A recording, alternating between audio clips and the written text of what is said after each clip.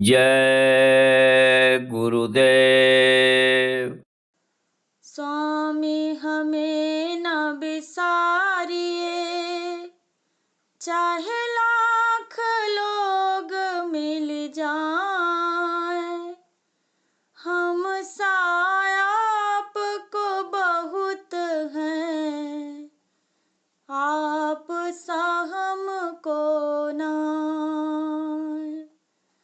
हम साया आपको बहुत हैं, आप सा हमको नाय।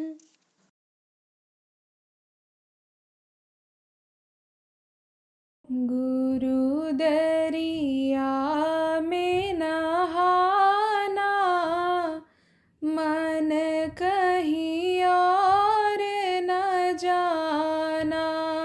गुरु दरिया में नहाना, मन कहीं और न जाना। गुरु दरिया का सदा जल निर्मल, गुरु दरिया का सदा जल निर्मल, बैठत उपजत ज्ञाना, मन कहीं और न जाना।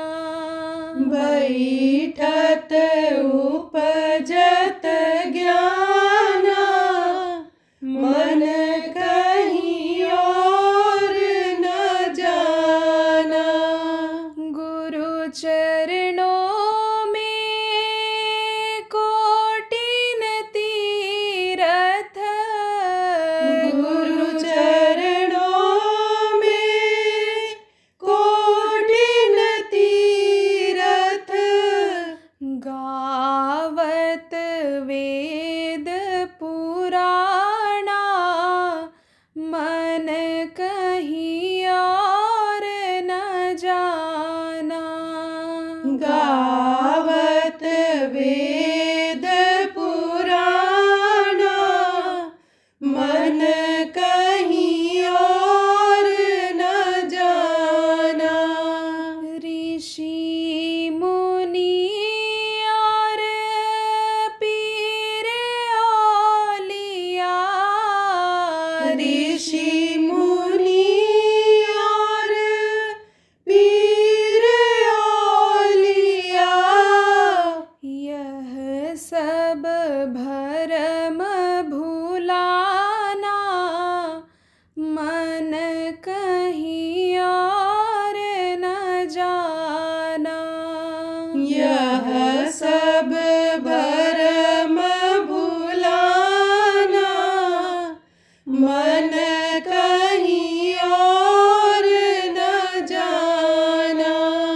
गुरु दरिया में पलटू नहाए, गुरु दरिया में पलटू नहाए, छूट गया न जाना, मन कहीं और न जाना।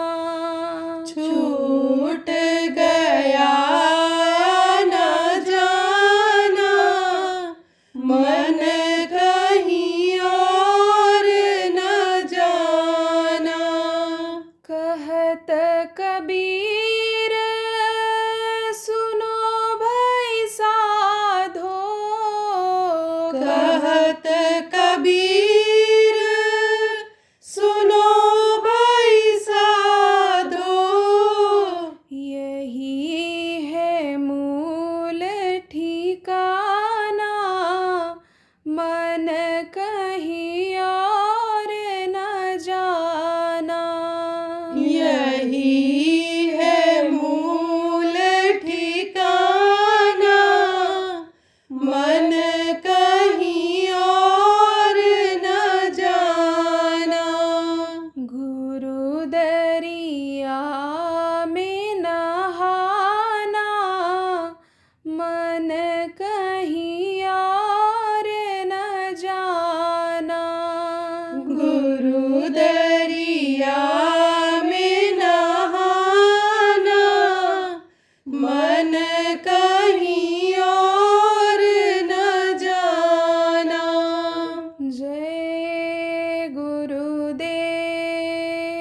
जय गुरुदेव।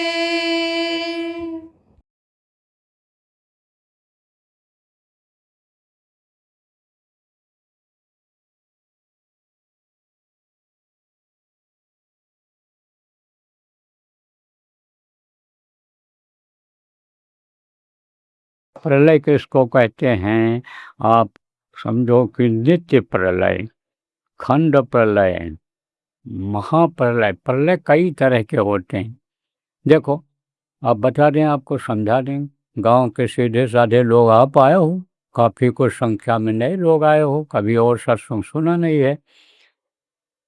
जैसे कोई कीड़ा है, पैदा हुआ मर गया। जैसे आप समझो इस समय ठंडी जगह है, तो ठंडी जगह पर कौन छुपता है? मच्छर, मक्खी। जब धूप बढ़ेगी अभी, तो ठंडी जगह पर छुप जाएंगे और वहीं पर वो अंडा दे देंगे और वही फिर बच्चा पैदा हो जाएगा और फिर वो बढ़ने लगेगा। और जैसे गर्मी बढ़ेगी फिर जैसे ख़त्म हो जाएगा, तैसे मर जाएगा, ख़त्म हो जाएगा। तो जब एक तरफ से ऐसे मरते दिखाई पड़ते हैं, तब कहते हो कि ये प्रलय है, देखो ये प्रलय। तो ये नित्य प्रलय है। बरसात में पंखियां होती हैं, कीड़ा, जिनके सफ़ेद पंख होते हैं, वो प्रेम करते हैं। किससे प्रेम करते हैं? रोशनी से। उनको इस बात का भान ज्ञान है, ऊपर रोशनी है, और रोशनी से प्रेम करते हैं। दीपक से प्रेम करते हैं, क्योंकि दीपक ऊपर में जलता है। उनके अंदर भान ज्ञान इतना रहता है, तो उससे वो प्रेम करते हैं। प्रेम ही हम लोग नहीं कर पाते हैं गुरु से, प्रभु से। इसीलिए मनुष्य होते हुए भी, बुद्धि विवेक होते हुए भी दुख पा रहे हैं। तो प्रेमियों, आप समझो, तो वो उधर जाते हैं और उनके नज़दीक मड़राने लगते हैं। उनसे प्रेम करने के लिए चिपकना चाहते हैं। किससे? जैसे दीपक है या जैसे कोई लाइट चल रही हो, लेकिन जो भी चीज़ जलती है उसमें गर्मी पैदा होती है। देखो, किसी के प्रति जलन पैदा हो गया कि देखो यह बढ़ता चला जा रहा है, और आप पे समझो कि हमसे आगे निकल जाएगा, इसका प्रभाव यानी बढ़ता चला जा रहा है, तो अंदर में क्या पैदा होगा? जलन। और जलन पैदा होगा तो क्रोध आएगा, इसको तो मार देना चाहिए, इसको तो रास्ते से हटा देना चाहिए, यह मर जाता तो ठीक था। तो ये क्रोध क्या है? ये एक अग्नि है। अग्नि हमेशा तपाती है, जलाती है। अगर ज़्यादा हो जाती है तो यही अग्नि देखो, जब ज़्यादा तेज हो जाती है तो बच्चियों रोटी को जला देती है। इसलिए रहना भी ज़रूरी है, लेकिन ज़्यादा नहीं होना चाहिए। तो जो कोई रोशनी जलती है तो उसमें गर्मी पैदा होती है। आप देखो, ऊपर से कितना भी उसको सफ़ेद कर दो, कोई चीज़ भी लगा दो, लेकिन ज़्यादा वाट का जो बल्ब होता है, ज़्यादा पावर का जो बल्ब होता है, उसको ऐसे हाथ से आप नहीं निकाल सकते हो।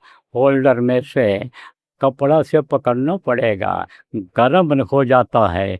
तो ये जब कीड़े उसके नज़दीक नहीं जाते हैं तो मर्राते रहते हैं। लेकिन थोड़ी देर के बाद देखोगे ऐसे पंखियों को झाड़ू लगा करके हटाना पड़ता है।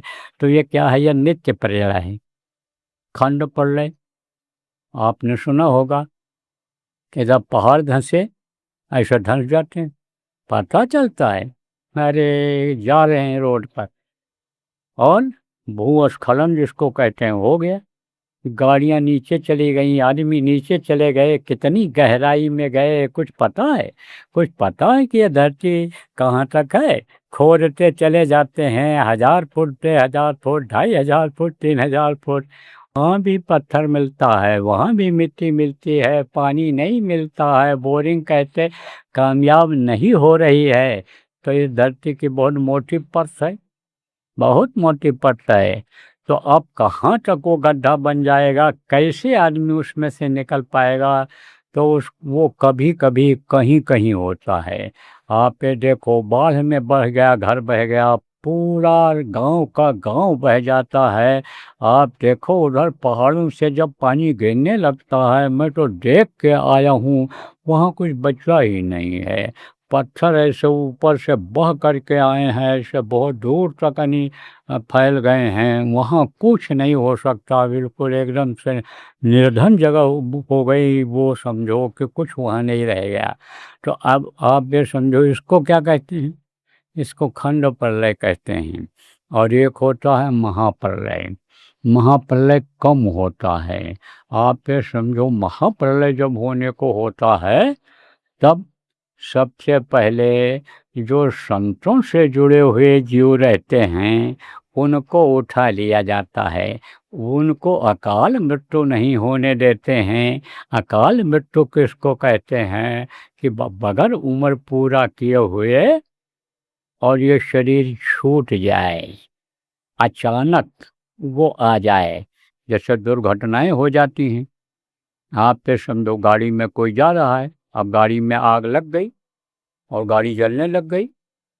इसीलिए तो बताया जाता है कि गाड़ी तो बड़े शौक से खरीदते हो और बड़े शौक से चलाते हो, लेकिन तेल पानी चेक करना, तारों को चेक करना आप जानते नहीं हो। खोल करके एक बार इंजन देखते नहीं हो, अंदर का जो तार है, वायरिंग है। तो कोई अगर मान लो आप गाड़ी चलाते चले ही गए धूप में इस समय पर, और कोई तार कमज़ोर कंपनी वालों ने लगा दिया और वो गर्म हो गया है, और वो तार आप ये समझो कि कमज़ोर हो गया, इंसुलेटेड, यानी समझो क्या होता है उसके ऊपर में लगा रहता है, क्या लगा रहता है, ये रबर, और अंदर में तार रहता है।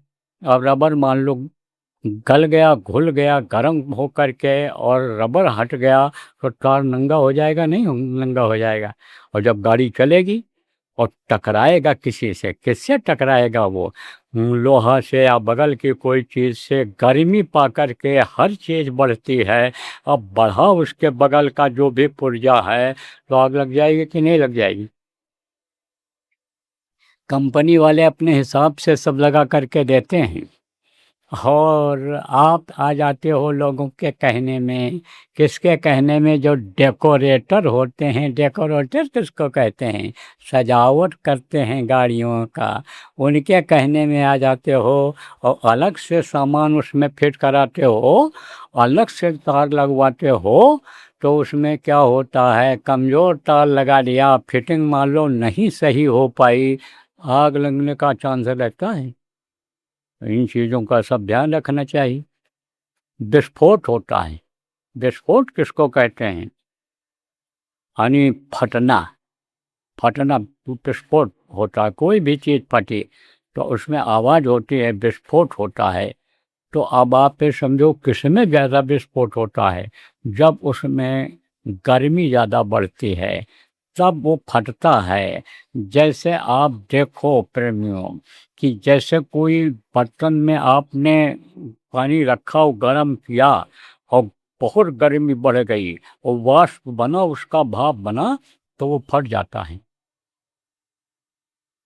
कोई चीज़ में गर्मी पैदा करते हैं, जैसे ये रिमोट होता, तो रिमोट से जब दबाते हैं तो वहाँ स्पार्क होता है, उसमें पुर्जा लगा रहता है, किसमें, एसी में, या खेल खिलौना होता उसमें, तब वो काम अपना चालू कर देता है, यानी स्पार्क से चालू कर देता है।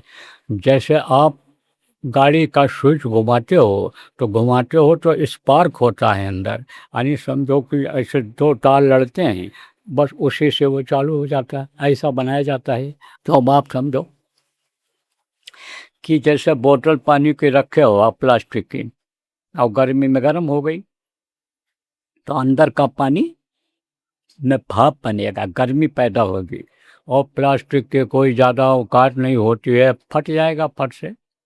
और फटेगा जब तब आवाज़ करेगा, और फटेगा जब तब, यानी तेज़ी से वो भाप बाहर निकलेगा।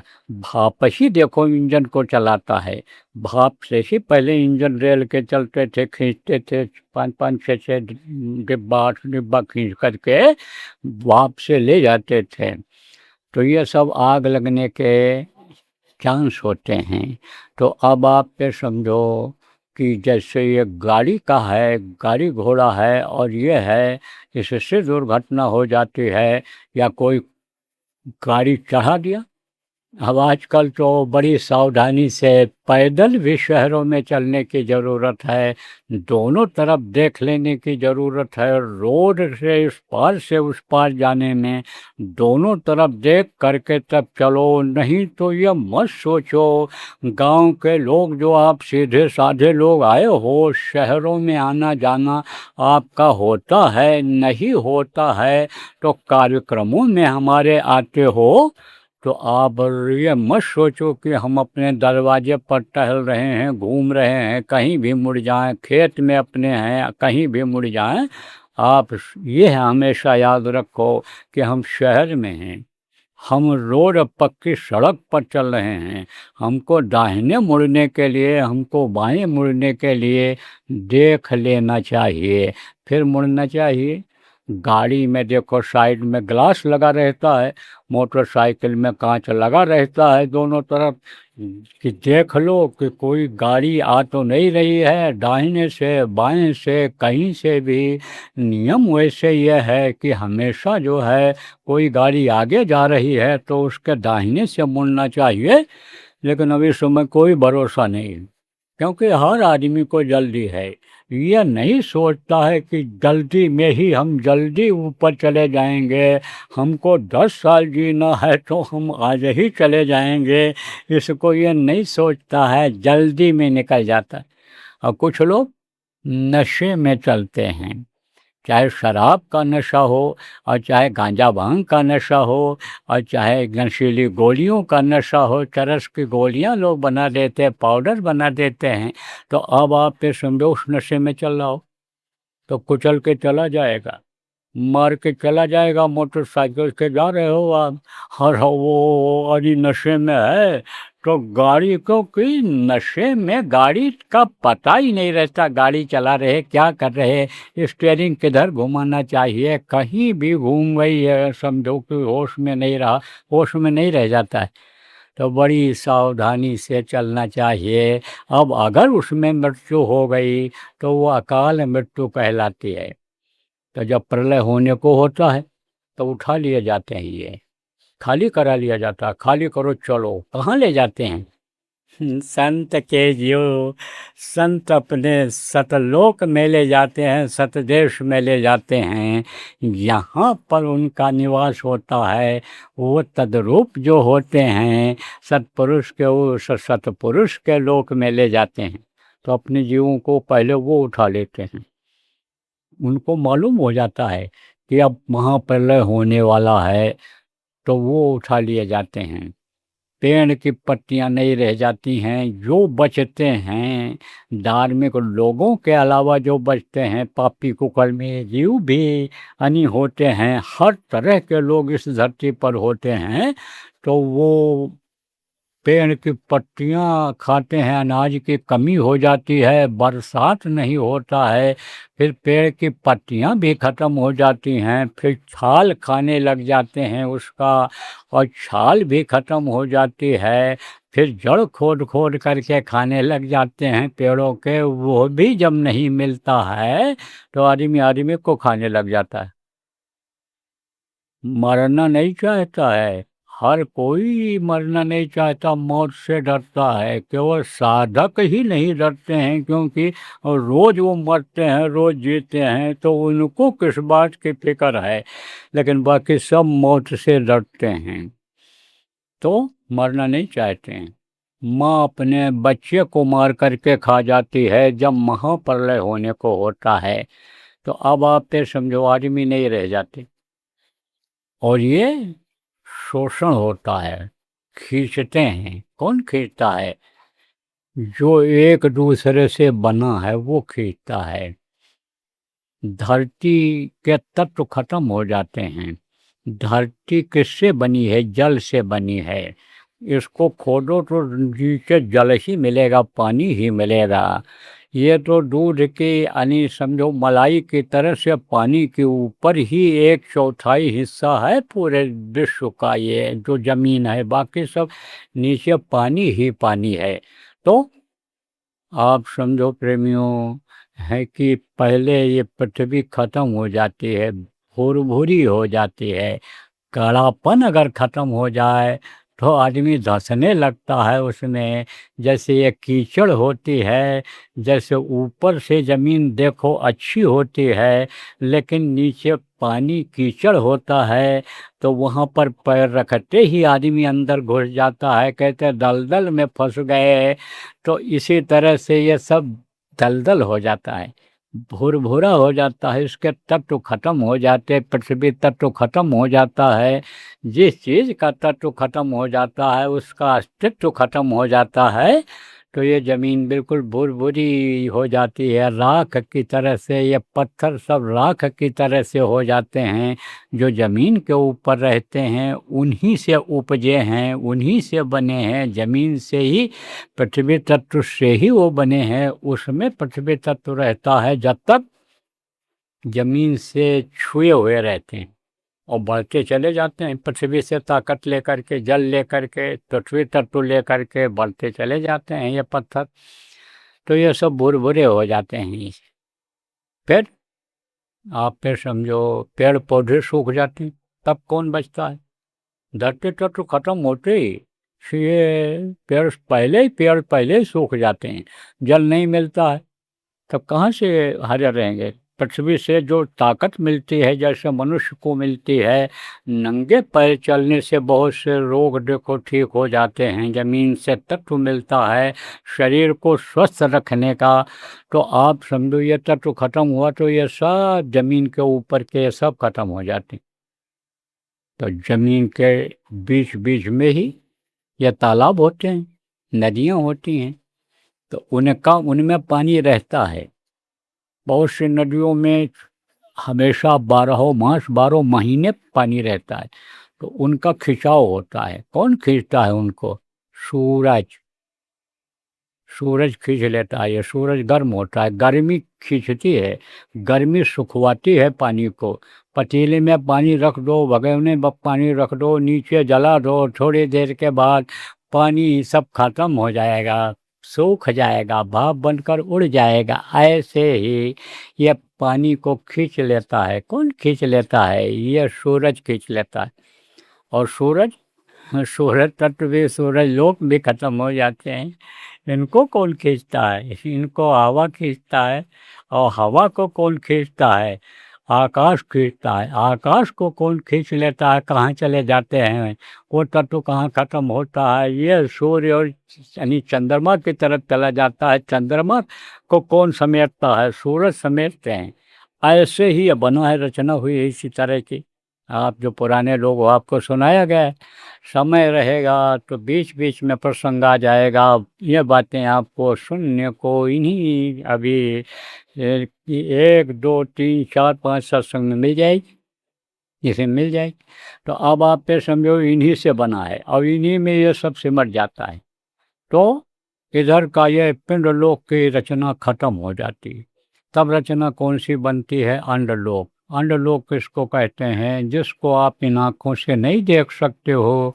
इस पिंड लोक की सारी चीज़ों को कोशिश करोगे तो आप देख लोगे। बहुत से लोग देखते भी हैं, जैसे गांव का आदमी है, गरीब आदमी है, नहीं जा पाता, लेकिन आप पैसा वाले लोग हो, बिजनेसमैन, व्यापारी हो, तो आप हवाई जहाज़ से एक जगह दूसरी जगह जा कर के इसको देख सकते हो। कश्मीर से कन्याकुमारी तक आप देख सकते हो। समुद्र की भी यात्रा करके आप समुद्र में भी जा कर के दूसरे देश में जाते हो, दूसरे देश को देख सकते हो। लेकिन ऊपर के जो लोग हैं, जिनको आप समझो अंडलोक कहते हैं, जिसमें देवी देवता रहते हैं, उनको इन आँखों से आप नहीं देख सकते हो। उनको देखने की आँख है कहाँ है? अंदर में है। पुराने लोगों को मालूम है, नए लोगों को आज शाम को बता दिया जाएगा। शाम को नामदान गुरु महाराज की दया से दे दिया जाएगा। तो आप फिर समझो प्रेमियों, बच्चों और बच्चियों कि वो रचना है तो वो भी ख़त्म होती है। यह भी कोई समझो अविनाशी नहीं है कि जो हमेशा अमर रहें। यह भी यानी परिवर्तित हैं, परिवर्तनशील हैं। अब ये ज़रूर है कि उम्र में अंतर है कि जैसे आप ये समझो है कि मनुष्य का यानी 1 महीना की उम्र और ये जो लिंग शरीर में प्रेत आत्माएं रहती हैं उनका 1 दिन होता है। आप ये समझो कि जैसे 100 साल मनुष्य का हुआ तो ब्रह्मा का 1 दिन हुआ। देवी देवताओं का दिन अलग होता है और मनुष्य का दिन अलग होता है जीने का, उनके साल अलग होती है और उनका भी समय निश्चित है कि इतना साल के बाद इनको ये शरीर खाली करना पड़ेगा। तो ये सब अब भी परिवर्तनशील है। ये जितने लोक हैं नीचे के ये परिवर्तनशील हैं, लेकिन ऊपर के ये जो लोक आपको बताए सतलोक, अलख लोक, अगम लोक, अनामी लोक, ये परिवर्तित नहीं हैं। ये अपनी जगह पर दृढ़ हैं, अपनी जगह से इधर उधर खिसकते नहीं हैं और इनमें जाने के बाद भी जीव एक तरह से अमर भी हो जाते हैं, अमर पद पा जाते हैं, फिर वो नीचे नहीं उतरते हैं। तो ये भी समेटे जाते हैं। तो जैसे निर्दयता यहाँ होती है उस तरह से वहाँ नहीं होती। वहाँ मार मार के नहीं खाली कराते हैं, यहाँ में तो लोग न मार मार के खाली कराते हैं, क्योंकि वो पाप नहीं करते हैं इतना जितना मनुष्य पापी बन गया है, पाप करता है। तो जो गुनाह करता है, गलती करता है, सज़ा उसी को दे दी जाती है। तो उनको इस तरह की सज़ा नहीं मिलती है जिस तरह यहाँ सज़ा मिलती है। उनको ऐसे समेट लिया जाता है कि जैसे ये दरी बिछी है, अब दरी को पकड़ पकड़ करके ऐसे फेंको, उठा उठा करके पटको, ऐसे ऐसे समेटो। और एक है आराम से इसको ऐसे मोड़ लो, झाड़ झूड़ करके मोड़ करके और बढ़िया से रोल बना करके एक जगह रख दो, जगह भी कम लगेगी, देखने में भी अच्छा रहेगा, सुरक्षित भी रहेगा, उसमें चूहा भी जल्दी नहीं घुस पाएंगे, यानी दीमक को भी संकोच होगा जाने में। और ऐसे अगर फेंक दोगे बेकदरी से पड़ा रहेगा तो नुकसान होगा कि नहीं होगा आपका। और जब हटाने लगोगे तो इतने बिच्छू मिलेंगे अंडा दिए हुए उसी में, और इसमें जल्दी घुस पाएगी बिच्छू नहीं घुसेगी, चुभेगा ये। और उसमें जब ऐसे पड़ा रहेगा, सुराख रहेगा, तो आराम से घुस जाए। तो ये जो होते हैं देवी और देवता, तो ये ऐसे चटाई की तरह से समेट लिए जाती। और फिर उसके बाद में कौन समेटा जाता है, ये आपके शिव लोक के लोग और शिव भी समेट जाते हैं। इनकी माँ का भी लोग सिमटाओं में आता है, इनके पिता का भी लोग सिमटाओं में आता है और ब्रह्म लोक भी सिमटाओं में आता है। पार ब्रह्म के पास में नाका है, वहाँ तक सिमटाओ है, उसके आगे यानी सिमटाओ नहीं होता है। जहाँ सतलोक का नाका है, जहाँ पर आप ये समझो कि यानी वो पार करके जाना पड़ता है। महाकाल का लोक जहाँ ख़त्म होता है, महाकाल ने जो रचना रच दिया, महाकाल ने जो ये बंधन बांध दिया, उस बंधन से जब मुक्त हो जाते हैं और नाका जहाँ से शुरू होता है, यानी जहाँ साधक का स्वागत होता है, जहाँ पर सतलोक के लोग वहाँ लोग खड़े रहते हैं, सतलोक से जीवात्माएं आती हैं स्वागत के लिए कि हमारा कोई जीव आ रहा, हमारा कोई भाई आ रहा है जो हमसे बिछड़ गया था, हमारा जिससे रिश्ता था, वो नाका तक सब सिमटाओ है। महाप्रलय में होता कम है, कभी कभी हुआ होगा जब से सृष्टि की रचना हुई होगी, लेकिन बाकी नहीं होता है। और नीचे के ये प्रलय होते हैं सब।